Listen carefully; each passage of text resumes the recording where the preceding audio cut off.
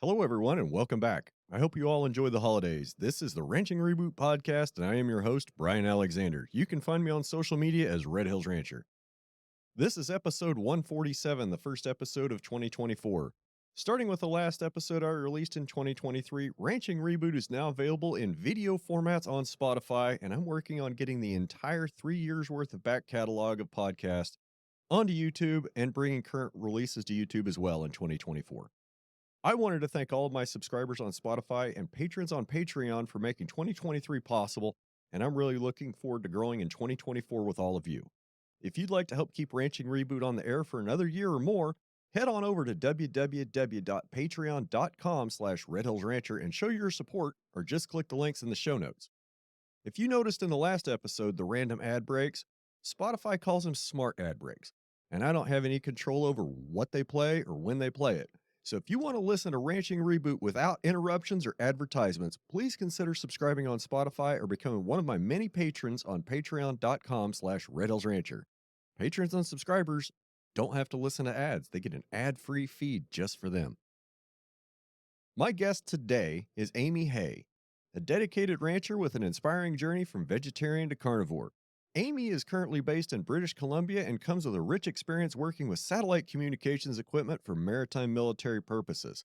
But life had other plans. After a chance meeting with her husband-to-be in a bar in France, Amy found herself drawn to the world of ranching. In a comedic twist of fate, she left the world of boats and oceans to raise cows, something she never envisioned. Despite various hardships, including a near foreclosure crisis, her passion and knack for direct marketing helped save her farm. Today, not only does Amy run a thriving regenerative beef ranch, she also assists other farmers in selling their produce directly to consumers. A champion for healthy food alternatives and a nurturing force in the farming community, Amy continues to inspire with her story. All right, well, stick around. Here we go.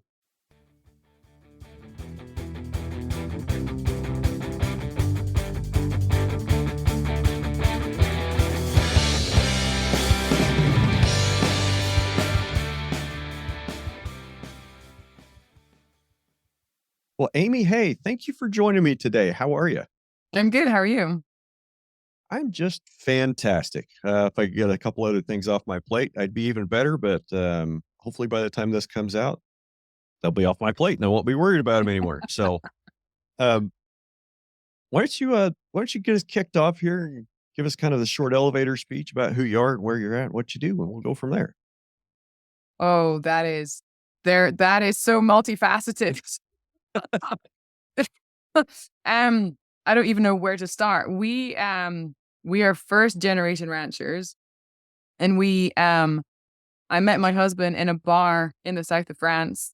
That's the short story. He was a client. We worked on boats, and in this conversation, it was one day I want to raise cows. I want to leave the ocean, and I want to have a ranch and raise cows. And I was like, sure, I can do that. And I joke that I could have stayed in Scotland and married a farmer, and I'd met this glamorous yachty in the south of France, and I'm still married to a friggin' farmer. Y- You threw a lot at me right there. Okay. Yeah, that's that is so multifaceted. You can pick something out. Um, so you're from Scotland. What were you doing in the south of France with boats? So I'm an engineer. I design satellite communication equipment for oil rigs and ships, maritime, military. There's some things I can't talk about.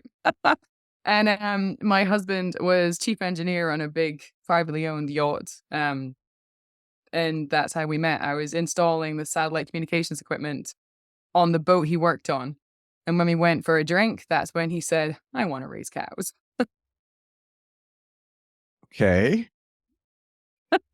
I gotta hear that story. So how did you get from having drinks with a guy you just met in the south of France saying, "Hey, let's raise cows"? Uh huh. Yeah. Yeah, yeah, so we obviously became more than friends, and, we left the ocean and came ashore, but we still were working in the maritime field. I'm trying to give you the cliff notes. So that took us to China. We lived in China for 2 years, building boats for an American market. And then, somebody got pregnant, and we decided to leave China, and I'm from Scotland. He is from New Zealand. So we picked Canada because it's halfway between. It was that's where we're gonna move, and, we did, and, for a little while, we still worked with boats. He got contracted to a shipyard that was building them, and I worked for an OEM, that was designing the satellite equipment for said boats or for all kinds of boats. And there was we ha we have 3 young kids, and, there was this one Christmas when my eldest was 7 or 8, and the eye on the prize was always, "We are gonna ranch. We are going to find some land. We're gonna leave the ocean. We are going to raise grass-fed, grass-finished beef for a consumer market. This is what we wanna do. People need to know where their food comes from." Like, this was something we would speak about, a little bit of a pipe dream. Everyone's going, You guys are insane. It'll never happen." But this one Christmas, my son, he crawled up onto Scott's lap. The shipyard had shut down for Christmas, so it was shut down for 2 weeks. And he just said something that just hit him in, like, the feels. It was like, "You're a much nicer dada when you're not at work." And it was just like, oh, like, that is just so and it was like, "We can't keep on doing this." Like, I was traveling with work. I think he worked out that he was a single parent for 3 months of the year because I was in Houston, and I was in New Orleans, and I was in California, and I was in Europe, and I was in the Far East, and it was just, yeah, this isn't working. So it was like, we put an end to that. We, gave it all up. We moved 5 hours away, and we raised beef. So yeah, I told you it was very multifaceted. Okay. So I have a little experience with shipyards. Mhm. I was in the Navy for 8.5 years. And you stay in the Navy long enough, on a boat long enough, that boat goes to the shipyards. And as a Mhm. and as a sailor, the shipyards are the absolute least favorite place in the entire world for your boat to be because it's in the wrong spot. Yeah. You Dry docker, yeah, it's awful. Yeah, it's really weird to see a destroyer in dry dock, much less an aircraft carrier, which I haven't seen, but, you know, the destroyer in dry dock was wild enough that it's just for people out there in podcast land, the shipyard is the worst place you could ever be because there's no parking. You have to park a million miles away, walk 2 hours to get to the boat. It's totally crap. I mean, you're walking through like the densest, worst, dirtiest industrial area possible. There's forklifts running around, there's people in hard hats and safety vests. I mean, you know what I'm talking about. And then you get on the boat and half your crap is tagged out and doesn't work because the shipyard's all working on it. And they've got their ventilation everywhere and their power cords strung everywhere. You're tripping on everything. You can't close any freaking doors and you just want to leave. And it's just a miserable damn time. Yeah, pretty much. So, how many years did it take from when you guys met and said, "Hey, let's go raise cows together," till you actually had cows? So we met in 2005, and we bought a 6-acre, I guess, small ranch homestead in 2014. So 9 years, we were still working, but we started seeing if we could do what we wanted to do, and we went to auction. We bought 4 Hereford steers.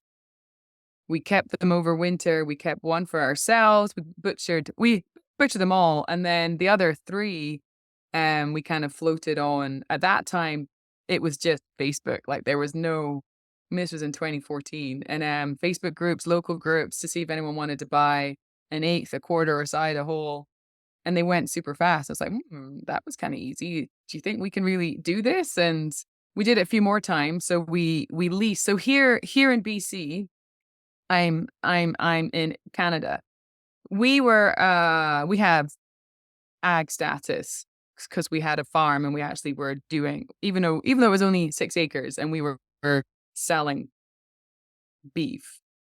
If we leased property from somebody else, they then could piggyback onto our farm status, and their property tax dropped from like 5 grand a year to like 50 or something, like huge drop. So we didn't have to pay rent for leasing land. They just piggybacked on our farm status. So we leased two kind of 10 to 20 acre parcels, and we grew our herd up to, I think, 20 at that time. So they would all come home in the winter into like a sacrifice plot and be on hay and haylage. Um, and then in the summers, they would go out to these 10 and 20 acre plots, and we would graze them. And we started doing small batch beef. And then when we pulled the plug, from that point, it was a 5-year plan. We thought, right, it's 2014, we have our foothold. It's a 5-year plan to get to where we want to go. And we did it in two. It was like, nope, pull the plug, we're off. And in 2 years, we bought this place I'm sat in now. And we moved here with 13 head. And now we're processing 20 head a month every month. Okay. Only beef, only direct to market. We don't take anything to auction. We don't do pairs. We don't do feeders. It's all direct to market beef. Okay. Where do you source your steers from? So when we first moved here, we obviously couldn't. We were just starting, so we started with like 2 head a month, and then 4 head a month, and then 6, and we kind of grew as much as we could sustain. But we were still building our herd. So here in Canada, and I'm sure it's the same in the States, there's companies that do cattle finance. So the finance is secured on the cattle themselves, not on you or the property. They had never financed anyone who did a direct to consumer product, but they were like, we'll give it a go. Um, so that's how we started building our herd. We looked around for herd dispersals, and then the finance company would purchase them. And then when we freeze brand, we branded with our ranch brand, which is this. And then theirs also had to go on, which is like a lazy two, so that if they ever went to auction, the auctioneer would know that they're not just ours, they belong to the cattle company as well. And then when they're sold as beef, they get paid out and we get the rest. So that's kind of how it works. So while we were building the herd, we had an agreement with another grass-fed producer who was kind of struggling to sell, didn't want to take them to auction. So we would buy them from him, save him auction fees, auction percentages, transport, etc. And then we would process and sell for beef. And then we did that while we built our herd up. And then I think in 20 January 2019 was when we started with our own. I mean, they weren't raised here, but we bought them, brought them here, finished them here, and then now we breed our own. Very cool. Very cool. There were some sticky points in there too, though. Like that. It's so. Well, tell me about them while I'm sitting here searching for what else to ask. So, so we wanted to do that. Like, I am super impulsive. Scott's he kind of calms me down. Whereas when I get an idea, we have to go. We need to do this now. This is happening. Hence, the 5-year plan became a 2-year, not the other way around. So to purchase this place I'm sat in now, we went on a camping holiday, you call it a vacation, almost to the Alberta border. And as we were driving along, we saw this lovely house. It's a log house with a red roof and lots of green pastures. We're like, wow, that's nice. And then as we drove past, it had a for sale sign. I was like, oh, it's for sale. And and we really liked the area. We stopped it's the smallest city in Canada. Like, it's tiny. It's got a population of 700, but it's a city. And we stopped for a coffee and it was lovely. And we're like, we kind of like this here. So we went and we did our thing. We did our vacation and we came home and we called the realtor and we're like, we kind of would like to go and see that place. So we looked at it, loved it, came back a week later with the kids. They loved it, put in an offer, and we hadn't sold or even finished our place on the coast. So that was in high speed. But we went to a agricultural mortgage lender with a company to remortgage our 6 acres. It had gone up in value, to release equity to buy this ranch. This ranch didn't close for a long time because it was the middle of winter. When we finally settled, it was coming into winter. We said we didn't want to move with cattle in the driving snow and we would move in the spring, and they were fine. For for a while we carried 2 mortgages, and then the property market took this dive, and our place at the coast, which was funding this place, didn't sell. And then when it did sell, it sold at a loss. So that equity we released didn't exist at all because it gone like it yeah. Oh. So that When sold and ended up when was that? 2019. Okay. Yeah. I Um, was just wondering because you're talking about British Columbia, and doesn't British Columbia have some of the worst real estate prices in all of Canada? super high at the coast, yeah, but But it kind of so is that did that spike happen after you guys sold? yes, it did. Well, it happened before and then it dropped and then it's coming back up again now, but when in that time period, we just chased that market down and the lender got when it finally sold and sold at a loss, we were in there was no equity, like, what we owed, what we like, the ranch didn't cover, and they were like, "Oh, no, this isn't gonna work. We're super nervous. We're gonna foreclose. We're gonna stop." And we're like, "What?" Like, we just moved here with 3 young kids. This is our life. Everything went into this place. And they're like, "No, we're going to foreclose on your ranch." And we're like, "Oh my god." So, the only Just to be clear, the one you're yeah. trying to sell or the one you were trying to buy? No, this one, the one I'm sat in now, the one that The we one bought because we were carrying the 2 mortgages. So the one at the coast sold for a loss, but it had gone, so at least we didn't have to pay for the mortgage any well, that well, I guess we still kinda did because we still owed the bank. So, um, the only way we could do it was either to sell and go back to boats, but that wasn't what we wanted to do. So it was really ramping up the sell direct market. And, um, I have quite a background in sales with the um, um, so kind of put all that business knowledge and all that experience, but instead of boats and communication systems, it was beef. So we started 2 a month, 4 a month, 6 a month, to the point where we were doing, I think, at that point, 6 a month every month with an order book booked 6 months in advance. And we're like, "Okay, this can work." And the bank said, "No, we don't trust it. This isn't gonna work for us. We're gonna continue to foreclose." And we're like it was so stressful. Like, it takes 12 months to foreclose on a ranch here. okay, It's like 3 months like a house, like a ranch, because 'cause you're providing food and all but it takes a year to foreclose. So, I think we got to 9 months, and at 9 months, I had an order book. We were doing 10 a month. We were doing 50K revenue a month. I had orders booked 5, 6 months in advance, and I went over our local person's head to the head office in Saskatchewan and said, "Come on, look at this. Like, it's 50K a month every month and has been for the last 9 months, and it's booked out, 6 months in advance."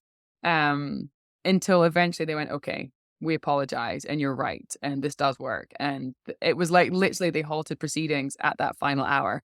But within all that time, looking for help or looking for anyone who to come and help, like, kinda like, "Help, I need this now. Like, come and help me sell this beef," or "Give me a plan," or something to follow, and there just wasn't anything, and what there was super expensive and scary that I couldn't justify spending that amount of money to save my ranch. It was like, I just have to do this alone. So we did. okay.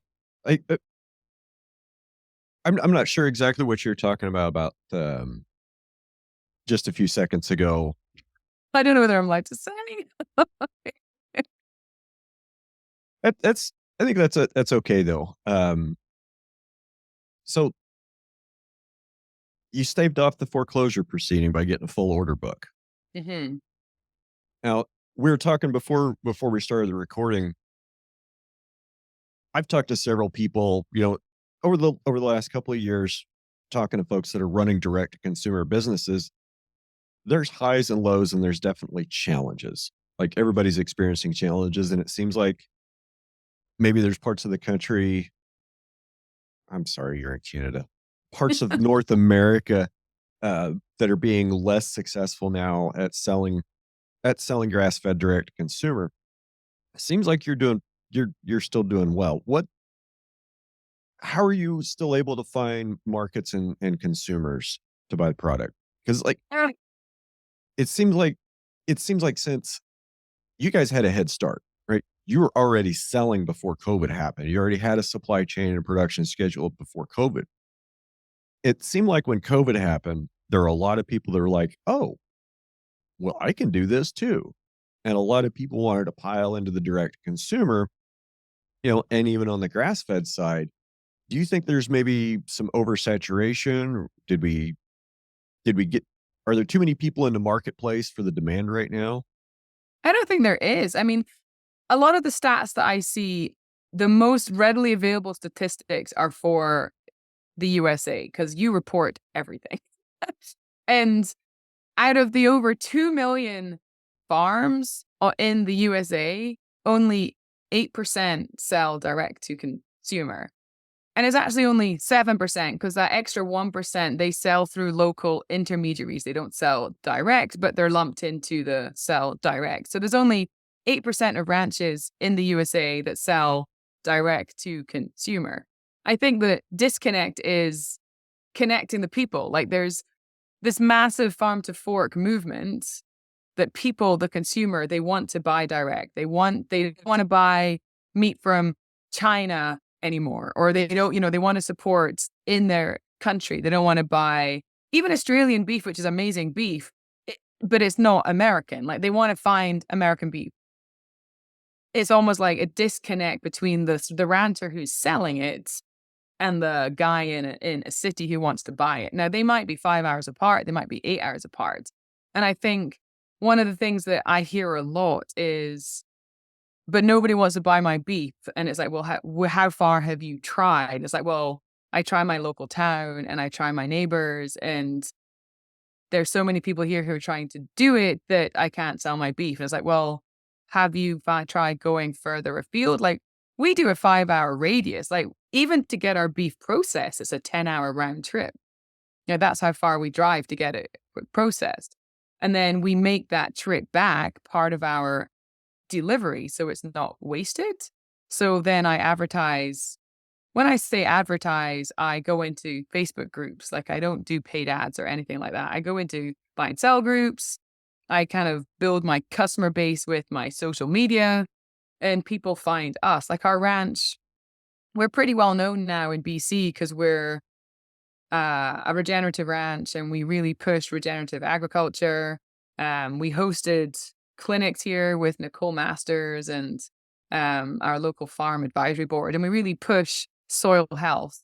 So people kind of like all the, for want of a better word, crunchy people. They really like that. Like they they really like that we really focus on soil health, and we kind of joke that we're soil farmers first. The cows are just our tools. Well, And that's not a joke. That's just reality. it is reality. Not everybody understands it, but No. Yeah. So we just kind of we built a name for ourselves, but like I think people kind of the things I see that people don't do or people kind of get stuck is that they think nobody wants to know their story. Like they think I'm a farmer, people don't want to know about that. Whereas I'm like, people do want to know your story. Like some guy who does a commute and they're driving an hour and a half into the office and they sit in a cubicle, and then they're driving an hour and a half home and they're going into a high-rise apartment and they're watching Yellowstone. They're like, I want that life. And they want to know about your life because your life is so unique to them. You're out there hustling cattle, you're riding the range, you're getting kicked by a bull.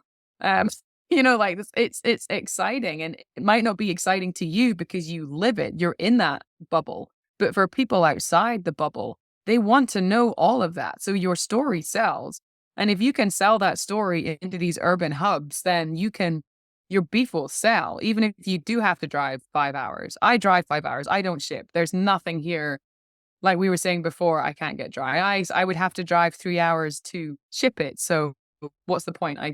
We drop ship it. So we take it to a Walmart car park and we say, I will be there at 4 o'clock on a Wednesday afternoon, come and pick up your beef, and people do, and then they pay us.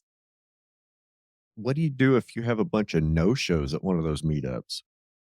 Um, so touch wood, it doesn't really happen. So people pay a deposit, so everything is kind of we is secured by a deposit.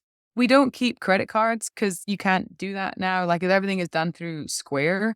But if people no show, we contact them and take it next time. And we often make them pay for it there and then. Like they'll do an e-transfer. Or if we don't hear from them, we can break it down and resell. But we don't get left with any inventory because everything is pre-sold. Okay. How what percentage of deposit do you make people put down? Not a huge amount. For a quarter, it's $120.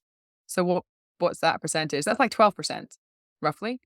Well, I don't know what you charge for a quarter. Okay, so a quarter for us between there is about 1,000 to 1,200. So yeah, it's about 10 to 12%. A side we is 200 and a whole is 400, which is about 10%.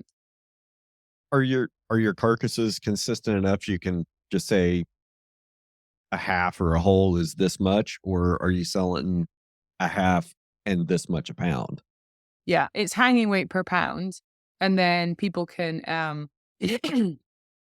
choose their cuts. So quarters are pre-cut. We used to always, if you chose bulk, people could choose their cuts regardless. But the amount of cut sheets we do with people for quarters, and they're all identical apart from T-bones or New Yorks and tenderloins, that we've just standardized them. So if people want a quarter, their only choice is T-bones or tenderloins, and then sides, they can have it cut however they want. And the reason we do that, and I'm sure it's the same for everybody, but if we did a set price, our carcass sizes aren't, yeah. Where the breeds we have, our carcasses are probably 650 to 700. Like they're not huge. Hanging weight. Um, but we don't do yield price because how someone chooses to have it cut can influence that yield. So we do hanging weight, which I'm sure you do as well, and nearly everyone does. Not everyone, which blows my mind when people do yield price. And but we don't do a set price because it ranges too much. I mean, if you want to buy steaks from me, they're going to be high. Like if you just want 5 pounds of ribeyes, they're going to be high, like Yeah. twice as high as if you just said, "Hey, put me together a beef box." Like, yeah, I'll put you together a beef box. It's Yeah. going to be a bunch of ground, but you're also going to get some great steaks, and your average price is going to be lower than if you just bought the steaks and if you just bought the ground. Yeah. Same. Yeah. And we don't tend to do ribeyes either, unless someone specifically asks for them. Everything we do is bone in because bones cost money. Like I want them as heavy as possible. I mean, there's two sides to that. And yes, selling bone is like that's cheap weight to sell. And I get, it's perfectly viable, perfectly okay to do that. I had somebody tell me one time, if you can make somebody buy water and pay the shipping, that's a pretty good way to make money. Yeah. Yeah. I mean, if you can sell, and I think about like all the companies that sell bottled water, like, well, we'll just go bottle up some Dallas, Texas municipal water supply and put that in the bottle and slap a label on it and They charge do. 10x for it. Exactly. We even put bones in our mini sides is an eighth of a cow, roughly, but we make them up. Like we literally make up everything here. And I put in a 3 pound pack of bones because people want them for bone broth and they want them for soup and they want them for their dogs, but they're they pay a per pound price for that whole pack, which is 12.50 a pound. So they're paying 12.50 a pound for 3 pounds of bones. I mean, obviously, you have people that keep doing it so people aren't upset about it. It Uh, averages out, like, it out because 'cause they've got tenderloins in there, which are $30 a pound, or prime ribs, or you know what, so it does average out, but we people want the bones. yeah, and I think that's something a lot of folks overlook is the bones because there's a lot of value in the bones. I think a Mhm. lot of people are just content. to pay the fee to have the processor dispose of the bones. And who knows, maybe that processor's got a pet food line out back that, that all the bones that you're paying him to take, he's cooking and he's repackaging and selling for pet treats at stupid markup and laughing at you. There is a lot of money in pet food. We don't do it, but there's a lot of money in pet food. Oh, goodness. People will pay 4 times to feed their pet than they will to feed themselves. It's insane the amount of money people will spend on their pet that they won't spend on themselves. Yep. I have I horses, I know. As good I'm thinking of the 3 dogs we've got upstairs. Tanya's getting ready to take one of them to the vet because he's just got he can't he's having problems with his ears. We put stuff in it and he keeps shaking his ears and smells terrible. So it's time Oh, for him to go to the vet. yeah. And I think about how much he was free. And I think about how much money I've spent on that dog, and he's probably the most expensive free dog I've ever seen in my life. Yeah.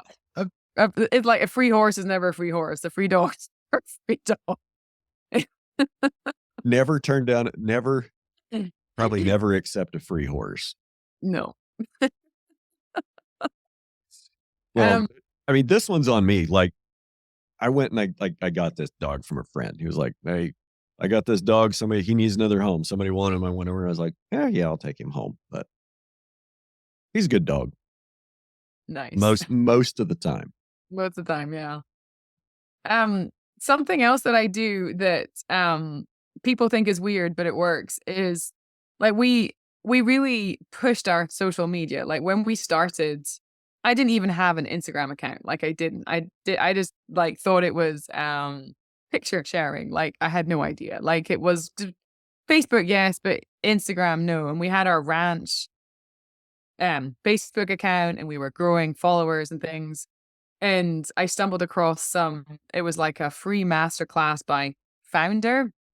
And I was like, well, this looks interesting. And I watched this free masterclass.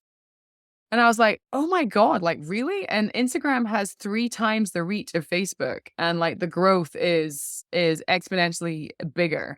And at that time, I was like, hmm. And the only Instagram account we had was my husband's. So we changed that. I didn't even start a new one. I changed that into the ranch account, which is hilarious now that we're verified that it has the profile picture has to match who owns the account.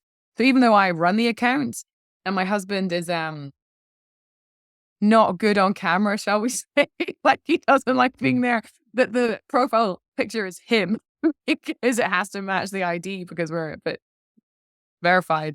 Like, segue, when we got married, I had to hire a secret photographer that had this massive telescopic lens that went and hid up a mountain just to catch those candid smiles because he doesn't smile. So the so all it was like paparazzi. True story. But anyway, so I started this to do in Instagram. And I do them both, but then that was when our ranch took off. Like that was when we started doing 12 a month and 15 a month and being sold out for like 10 months. And it was like, wow, and it was due to Instagram. Still no running ads, nothing like that. Um, and what I do or what people think is crazy, but it works is I don't actually sell. Like I don't actually sell on social media. I don't that you'll never or very rarely see a buy my beef or steaks for sale or anything like that. It's all information. Like if you think of everybody scrolls and everybody is like doing the scroll and having a look at posts and reels and you get into that kind of almost hypnotic zone, you want to stop that scroll. And no one's gonna like if I'm craving ice cream, I'm not gonna stop on a something for steak or if it's, you know, first thing in the morning and I want coffee and a donut. I don't eat donuts, but as an example, I'm not gonna stop for a steak. So the way I stop the scroll or the way I sell, if you like, is information. So I give great information about beef and it things like do you go to the gym? Did you know that having a 2-ounce steak a 10-ounce steak after a workout is better than a creatine supplement? Or did you know that steaks have more electrolytes than Gatorade? So, before you reach for that chemical crap, have a steak kind of thing. But it's all kind of information about if you are a gym goer or a gym rat or a bodybuilder, then eat red meat as opposed to supplements or thing things like that. And it's really started people stopping and going, wow, that's kind of interesting. No matter where they are in the world, if we have a follower in Texas, it's still something that makes them look. And that's kind of how I sell, if you like. Like I don't sell, I'm giving information and people kind of log on and sign up. And at that point, they're kind of a warm lead and they're hooked into my conveyor belt. Well, you're selling without selling Yes. Yeah. because you're giving away information and education. And that was something that was kind of on my mind earlier is there's an education bottleneck between us and the typical consumer. Yep. And we can throw around words like grass fed and regenerative. Great. We know what they mean, right? We have a very good common shared understanding of what regenerative agriculture is and what soil health is and what animal health should be. We get Mhm. that. There's 340 odd million Americans that have no clue.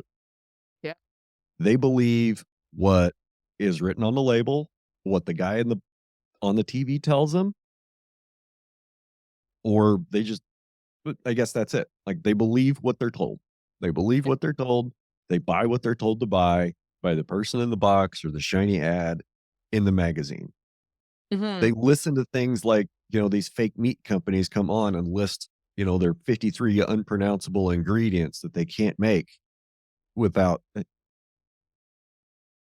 but people will overlook a natural, healthy, sustainable protein source Yep. because of education. So how do we swim upstream in that river and maybe counter some of that misinformation or disinformation or information that's being withheld from the public? Training, like, I say a lot on our page, like, especially when we get angry comments from people about beef and stuff, and I'm like, "You, the consumer, have the power. If you demand that stores shop more local or have more local alternatives and better produce, then you, the consumer, drives the market." And I think they kind of forget that, like, they really do. But education is key. Like, I got so I got really am I allowed to say pissed off? I got really pissed off at him. Peeved, mad at, everything would like, my whole feed was full with, fake meat and, plant-based this and plant-based that, and I'm like, "Why am I seeing all this?" Like, I'm a rancher, I'm a carnivore, I don't even eat anything green, like, I I'm 100% carnivore for health reasons, and, why am I being targeted by vegan this and vegan that? And I got so mad, I actually called Canada Beef and said, "What the F are you doing?"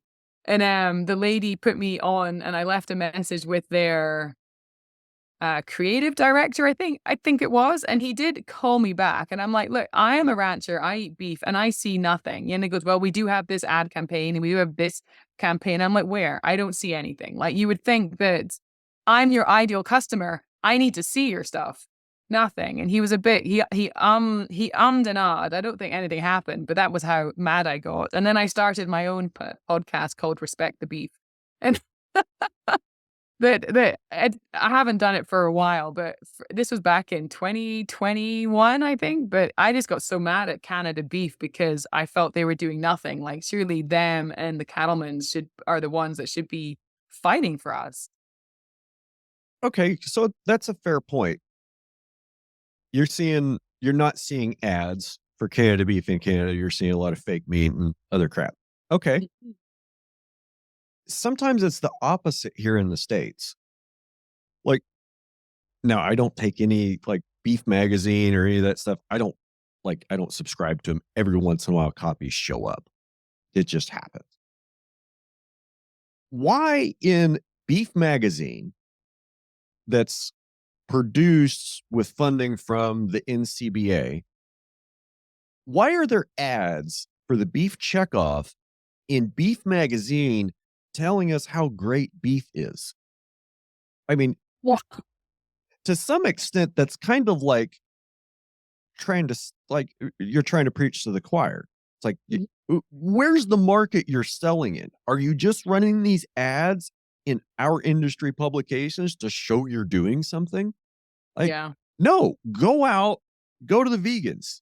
Like, go run ads in vegan publications. Please do that. Like, Yes. that would be a good use of checkoff dollars or Beef Canada dollars. Please do that. Yeah. Don't market grass-fed beef to me. That is a waste of advertising dollars. Go sell it to somebody else that's not already consuming the product. So I am a former vegetarian. I'm former. I now I run a beef ranch. But Okay, former. we've got to get into that the vegetarian that's now a carnivore, but I got to go recycle some coffee real quick, so I will be right back. It sounds good. Hey, so just before the break, you dropped a bomb on me that you were a vegetarian for a while. When was Uh, that? a long time ago, like when I was late teens, early 20s kind of thing, So before you met your husband. before I met my husband. It was even then, it was for the reasons, like, I maybe wasn't a very good vegetarian because, like, if my dad shot a pheasant, I would eat a pheasant because it had a good life. It was flying in the sky, bang, bang, it's all on my plate. I'm all good. But I wouldn't eat chicken from the store, or I would because I thought had an awful life, and I wouldn't, so it was just in my very young, misconstrued brain, I thought I was doing something for those animals by not eating them, and I've been educated since then. But that was my reasoning many, many moons ago. Like, I'm old. Well, that's perfectly valid and fair considering probably where you grew up. I mean, without I'm just gonna go out on a limb and say you kind of grew up more in town and not really attached to No. any sort of farming roots and didn't Yeah. really and you just saw what you just heard what you saw in the media about animal cruelty and confined animal feeding operations, and you said, I don't want to be a part of that. I don't want to support that system. And that's why you chose to be vegetarian. Am I reading that Pretty right? pretty much. But I'm from very rural Scotland. Like, our nearest town was a ferry ride away. Like, Okay. farm, a very big farm. But that was when I was very young. Like, I guess we still live super rural, like very rural Scotland. But if you went to the store, the chicken was still in plastic cellophane wrappers, you know what I mean? Like, and yes, I mean, we did see, like, I remember I signed up, I used all my pocket money to sign up to WWF, the World Wildlife whatever, and rescue bird from being shipped in tennis ball thing. Like, all this stuff, like, all my pocket money went on stuff like that. Like, yeah. Because I did believe the media, and I did believe that all these animals are being mistreated and I shouldn't eat them. Well, But I've seen the light. let's be perfectly fair and honest. The current commodity production system for beef, chicken, and pork in North America has some pretty structural issues. Mhm. And for all the vegans that say, I don't eat meat because I'm against animal cruelty, that's why. Like, they have a very valid point. It's not natural what we do with these animals, putting them in confined feeding operations.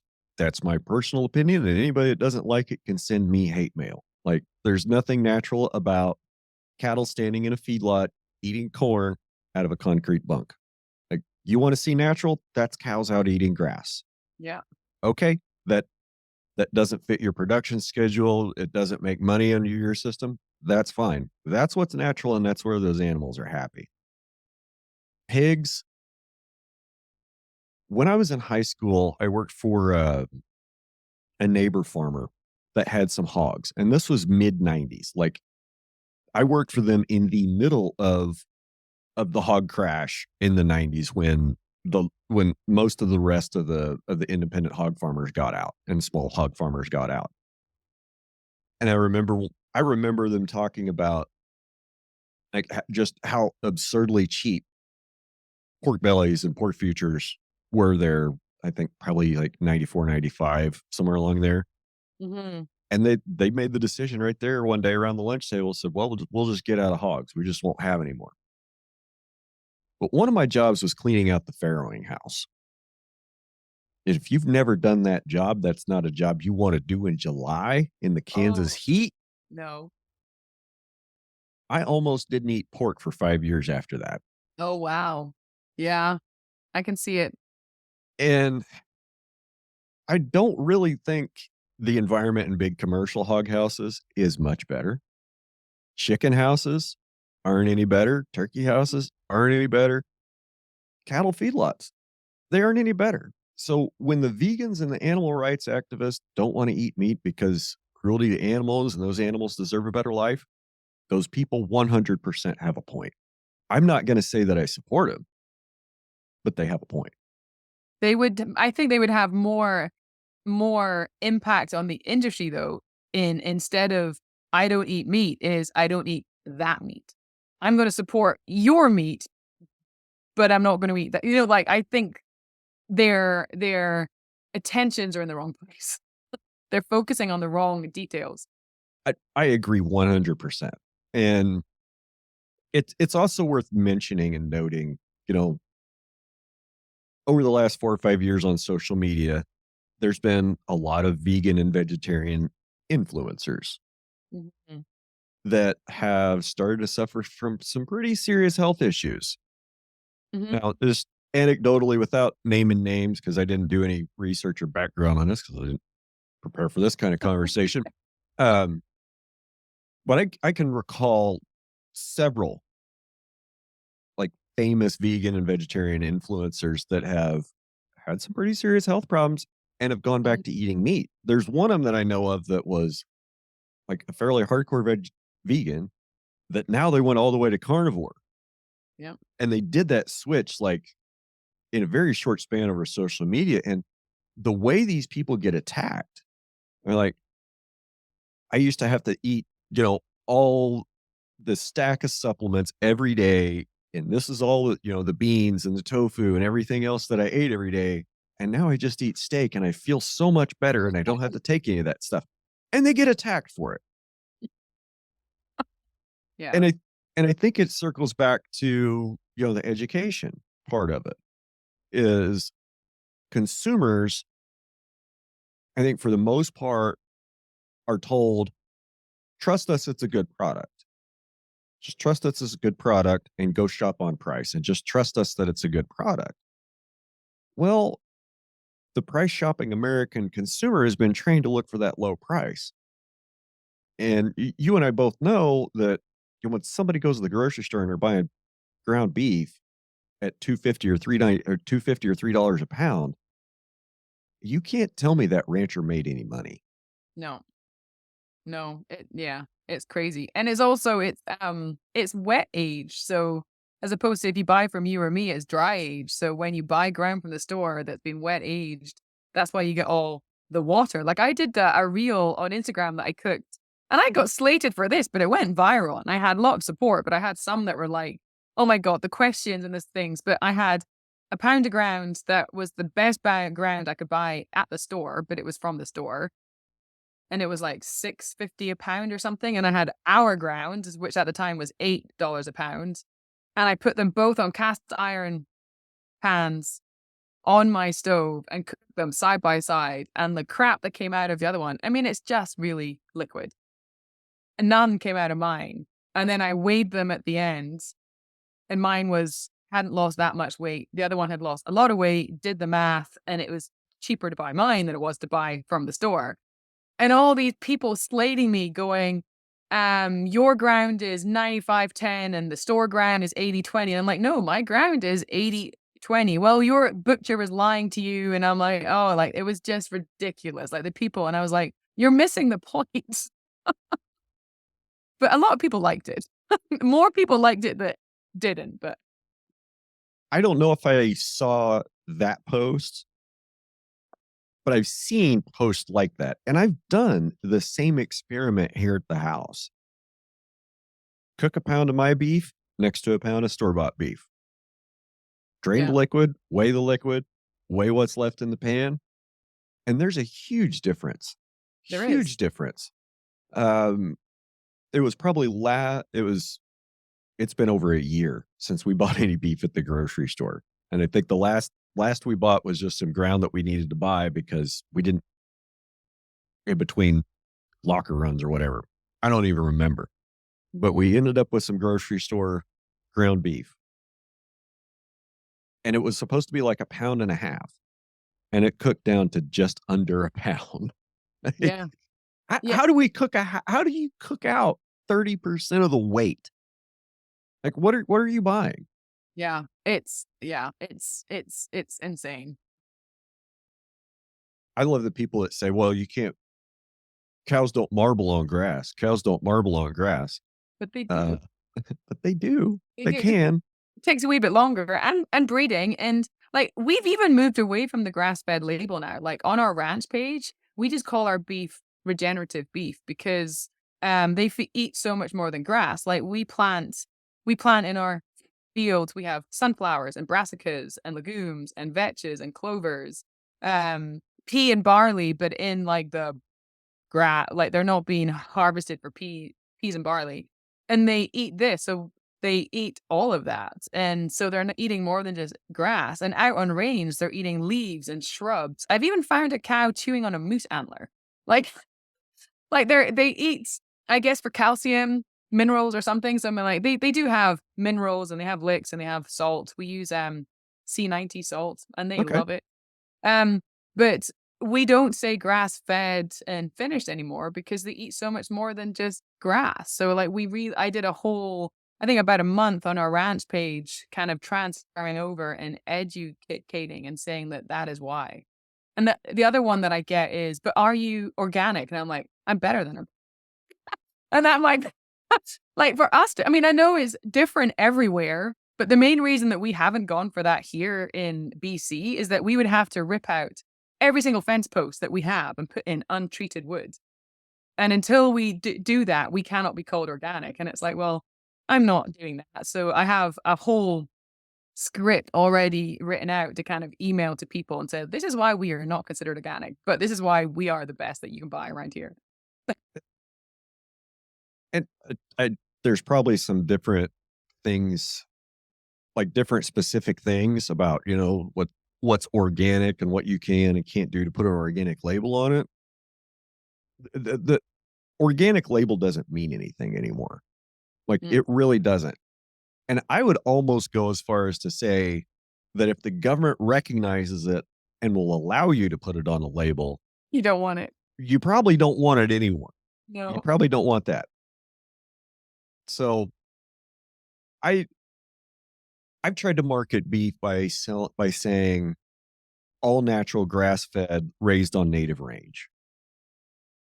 And that's not a claim that a whole lot of folks can make. Hmm. It's also not a claim that a whole lot of folks are going to make because there's A, not a lot of native range left. B, there's not a lot of people doing grass fed operations. And, well, I couldn't make it work. And maybe that's the reason why nobody else is doing it either. Anyway,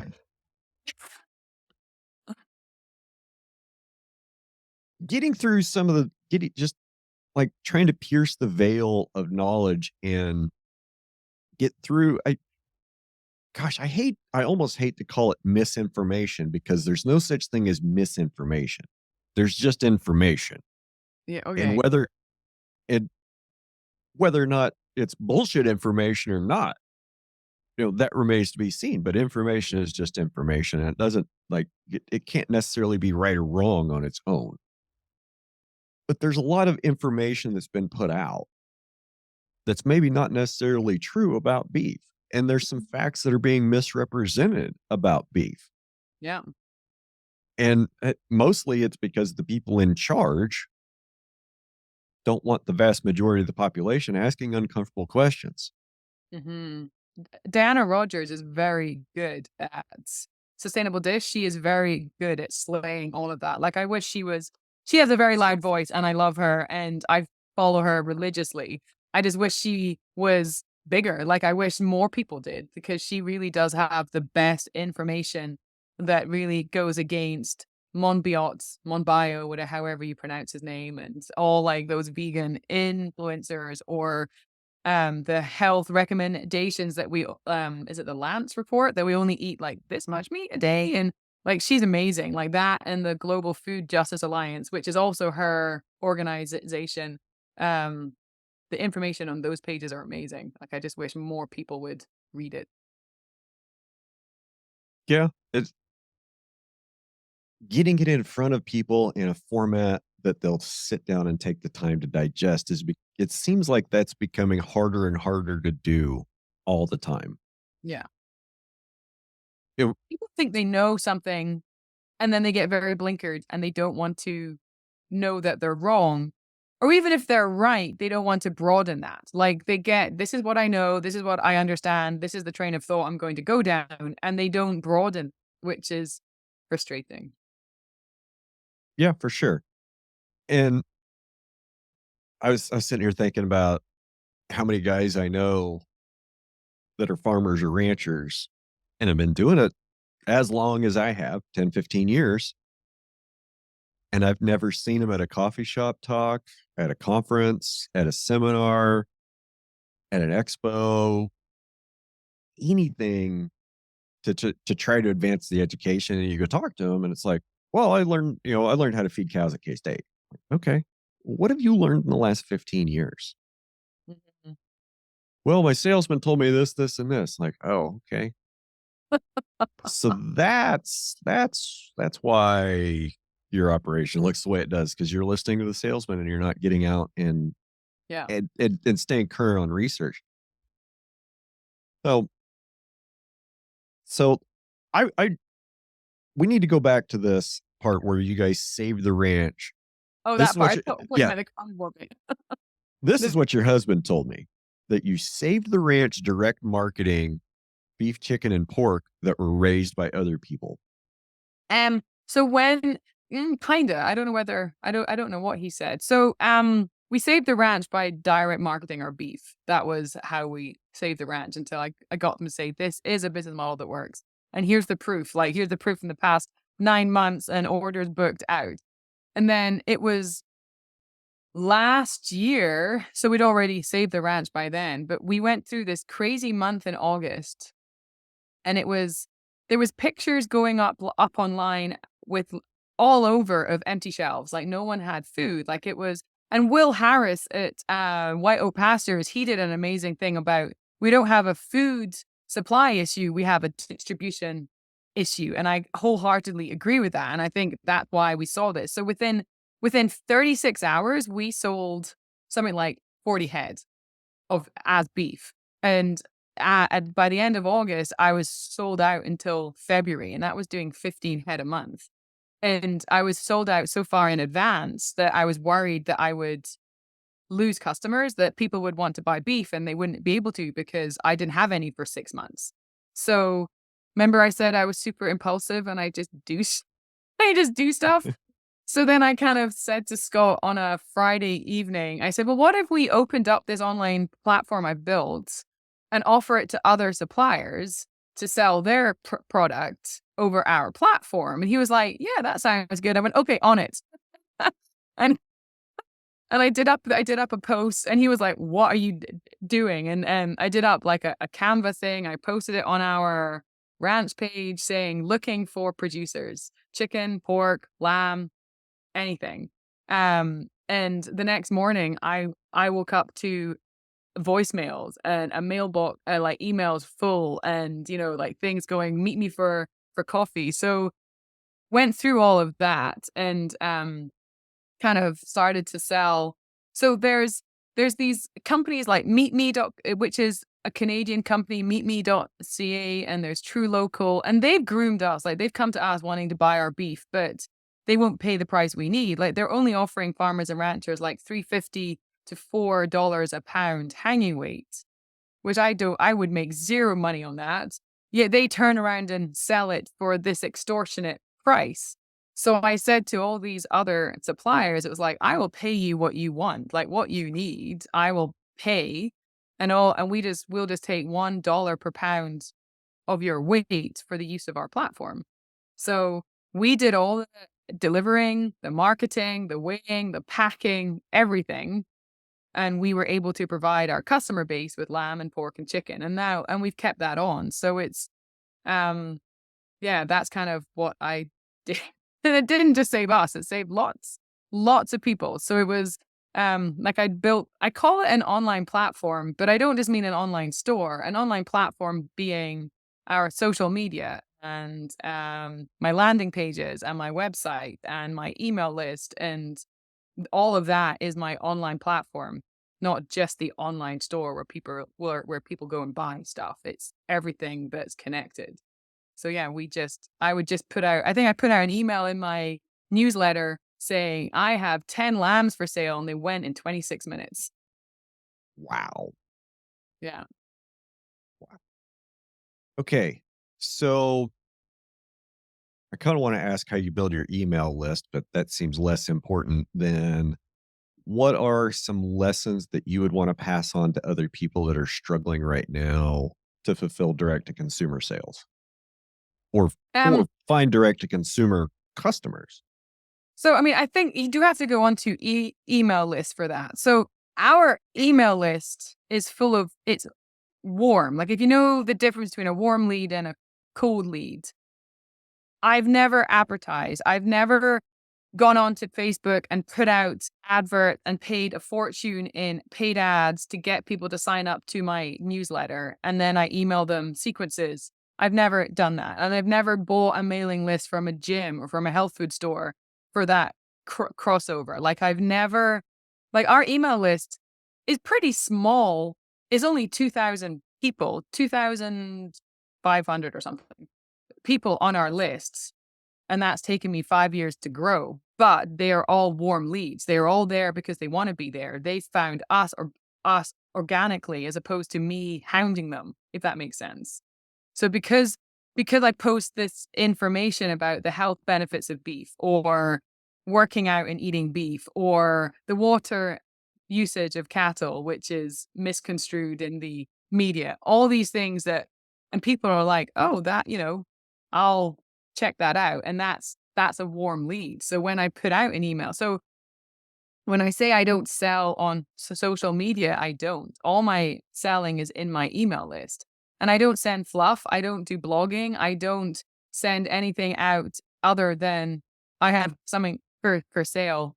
Do you want it? And people know that if they wait until they get home from work, the likelihood is it's gone. Like when we do lamb or chicken or pork or something. So people buy straight away. Like I sent an email, I sent a newsletter out. What day is it today? Monday. I sent a newsletter out Saturday at lunchtime, and everyone pays by deposits. And within something like 4 hours, I'd sold 3 head of cattle worth of beef.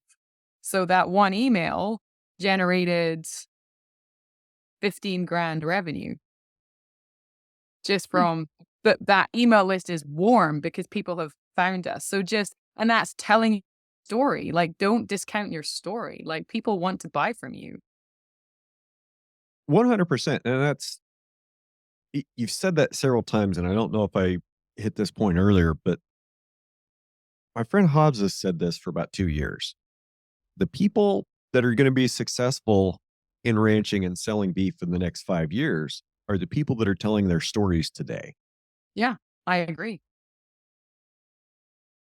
I do. And just because you don't think it's interesting doesn't mean other people don't.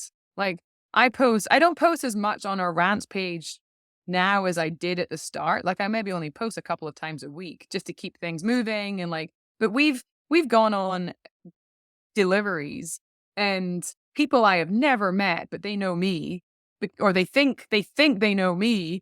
They're like, I just want to give you a hug, and I'm like, okay. And and I've never met them, but it's because like our brand, I had knee surgery 2 years ago, and I was in the recovery room after knee surgery, and they ask you all these questions to kind of make sure you're coming out of anesthesia. And the nurse is like, "What's your name? And why you're here? And what do you do for a living?" And I said, "Oh, we raise beef." She goes, "Oh, and what's your ranch called?" And I went, "YKK Ranch." And she goes, "Oh my God, I follow you on Instagram." And this is 2.5 hours away. The nurse in the recovery room, like, I've been paddle boarding on a lake, and I have all in my hat, and I hear these dudes will say, go, "I buy your pepperoni, it is the best I've ever had." And I'm like, "I don't know them from Adam." But that is the power of branding, and that is the power of your story.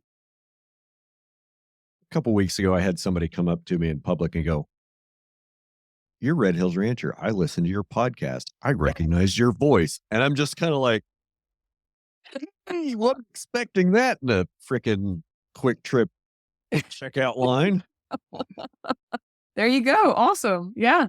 But I've had to learn rapidly over the last couple of years that that stuff happens a lot. Like, I got on TikTok like 3 years ago. I don't post a whole lot on there anymore. I've had people come up to me in random places, be like, "Hey, I follow you on TikTok." I'm like, "Oh shit.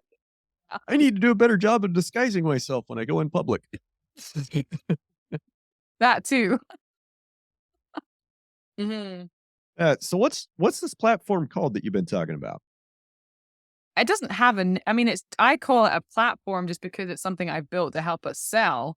But I'm trying so hard not to be salesy. No, go ahead. Can I tell a story instead? And then Yeah, we'll go ahead. Yeah. so, I've said I'm a carnivore, and I literally I don't eat vegetables. I follow Dr. Anthony Chaffee's podcast. I don't know if you follow him. He's a doctor, and he's a very well known in the carnivore world, and he's kind of cool, and he has a massive following. And I was listening to his podcast, and this lady comes on. Her name is Maggie. She's 82. She's been a carnivore her whole life just because she's stubborn and won't eat vegetables. They have a ranch in Alberta, and they raise bulls, breeding bulls. And she's on this podcast, and she had reached out to quite a few people because she's like, nobody wants to buy beef. No one is eating beef. Everyone is plant based now. My business is gone. I'm going to have to sell my ranch. I can't afford to to feed my cows. Nobody wants to eat meat, where she's 82 and she's amazing. Like, she is amazing. And I'm folding laundry, listening to this, going, "Oh my God, I can help her. Like, this is so wrong. And there is a business there." Remember we said I was super impulsive?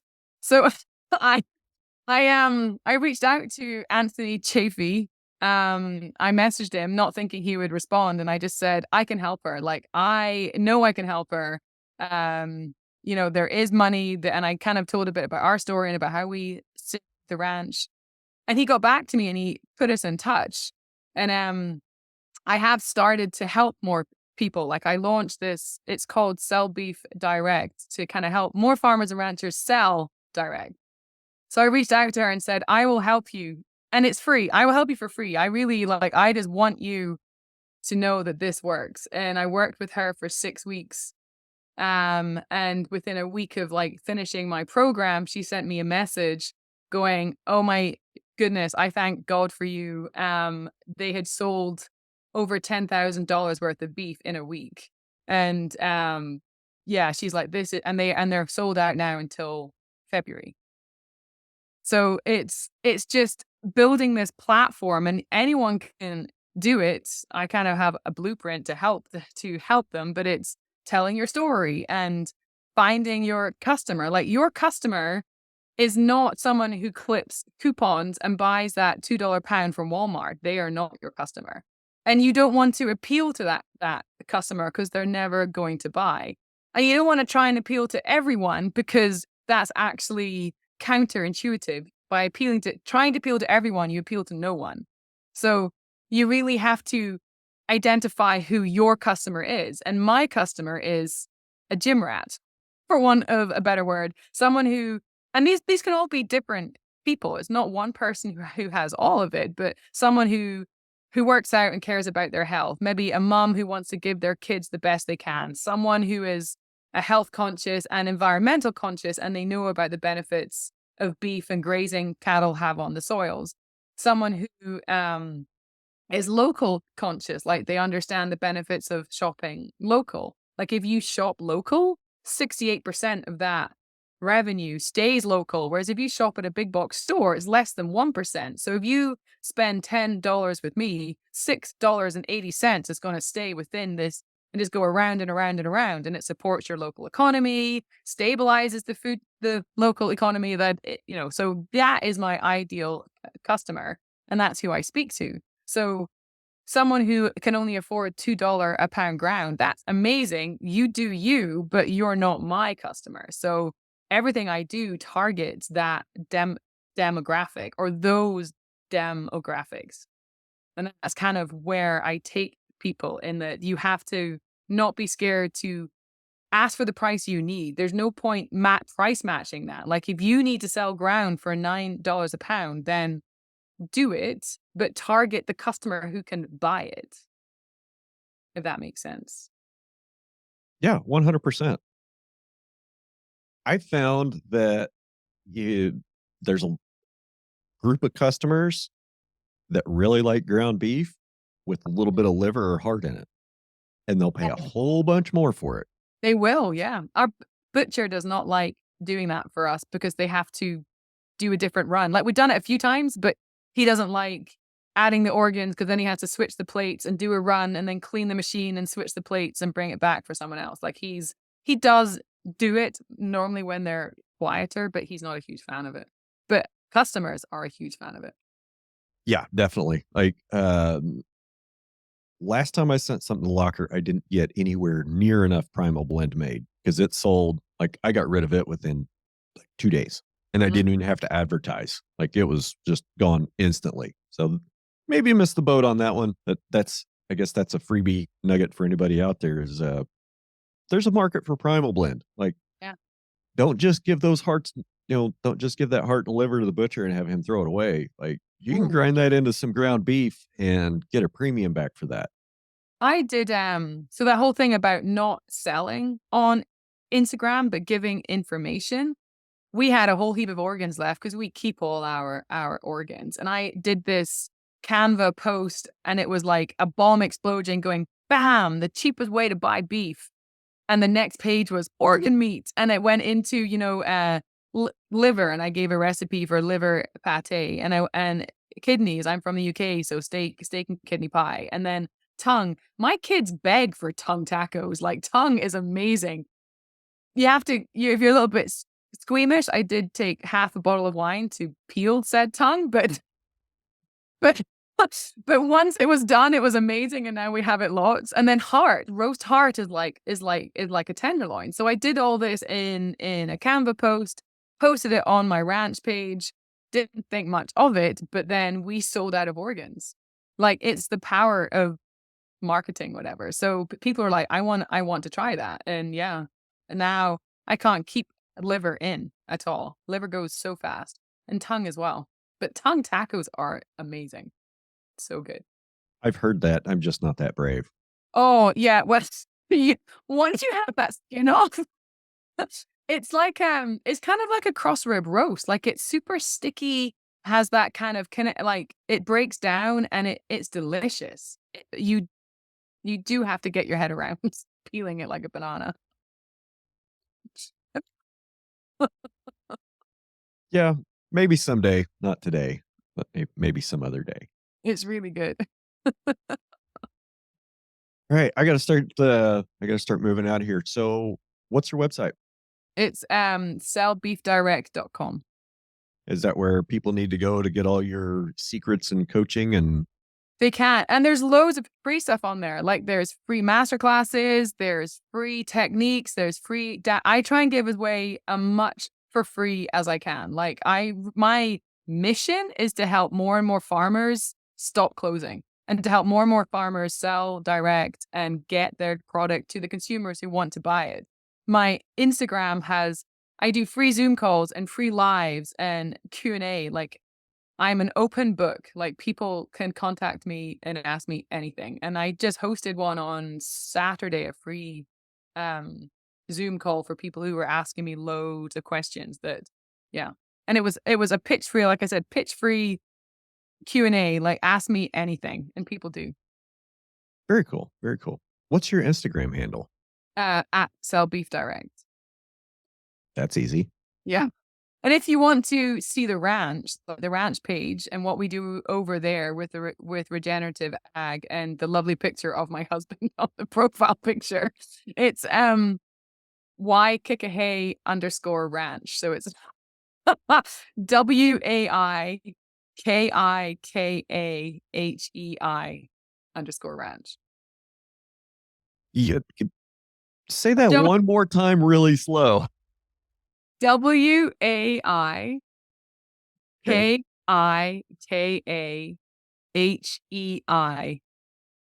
underscore ranch. It's he's from New Zealand and it's a New Zealand name. Okay. Okay. I'll have to email you. Make sure I have that correct for the show notes. You never went back to the vegetarian carnivore story. Oh, no, we didn't get there. So, Okay. okay. Tell me how you switched from being a vegetarian as a young lass in Scotland to an ocean roaming British Columbia ranching carnivore. I have autoimmune disease. I Okay. have and I'll give you the cliff notes. It was brought on by the birth of my second child. I got awfully infected, that they didn't understand. It was an emergency C-section that I never wanted. Um, Horribly infected, they never knew, and it was basically full body septicemia. Like, I went into the hospital, they told my husband that I may not last the night. Like, it was, we had a newborn, she was 6 weeks old, and a 2.5-year-old, and I had a temperature of 104 and a heart rate of 140, and I was full body septic. Obviously I survived, I'm good, we're all good, but it never went away, and it's called septic reactive arthritis that then morphed into rheumatoid arthritis, or that's the diagnosis they gave me. And I had a rheumatologist, but the drugs that they put you on, it was awful, like, it's, methotrexate, which is actually a chemo drug, so it made my hair fall out, and it made me feel nauseous all the time, and I became a bitch, like, it just changed my whole personality. It was like I was awful, like, my husband wasn't happy at all. So, I came off it and, got shingles and got super ill, and they put me on it again. I'm like, "No, this is not for me." This was 12 years ago now, 12 and a bit years ago. Um so I did some research, as you do, and I went on keto first, and that kind of made me feel better, but I didn't feel at that point it was sustainable and it what did just didn't sit right. So then I did more research and I cut out all nightshades, all gluten, all grains from my diet.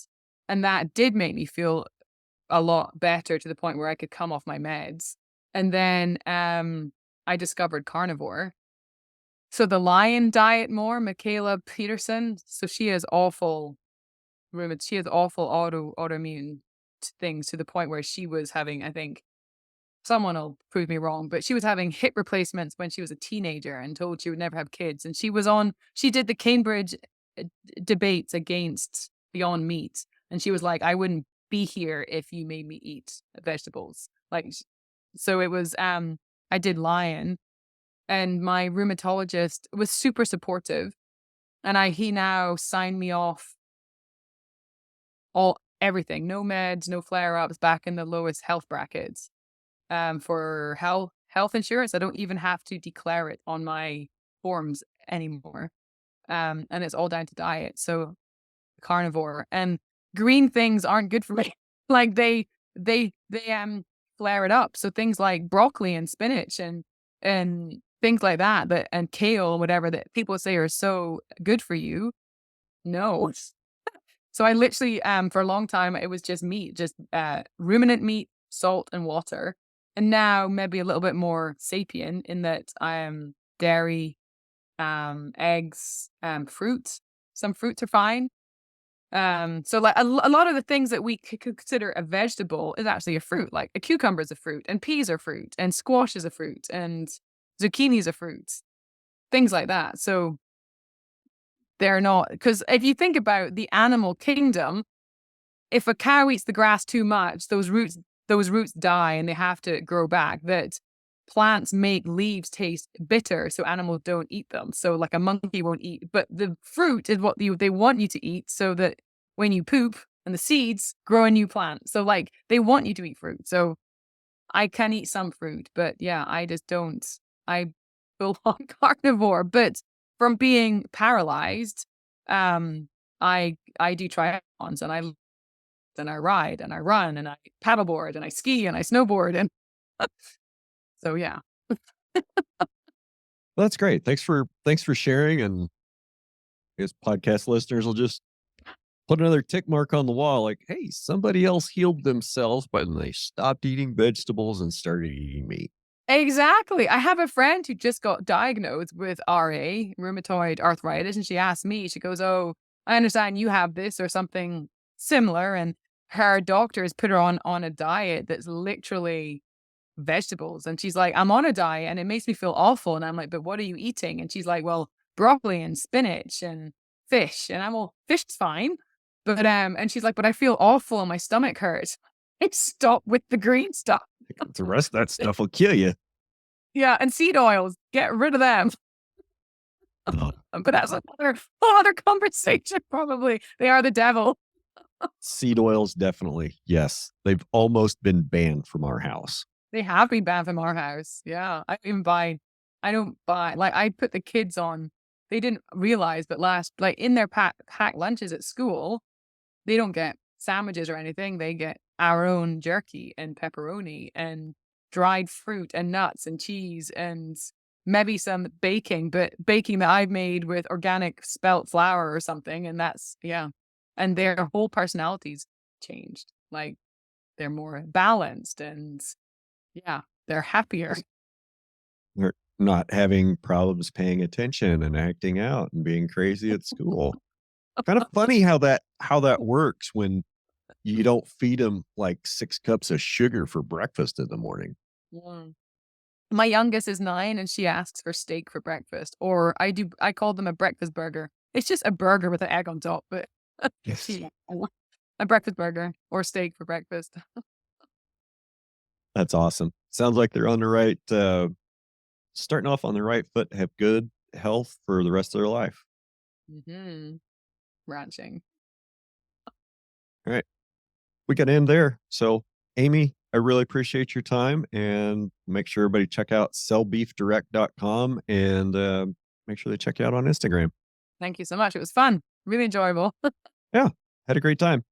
Y'all have a great week. See ya.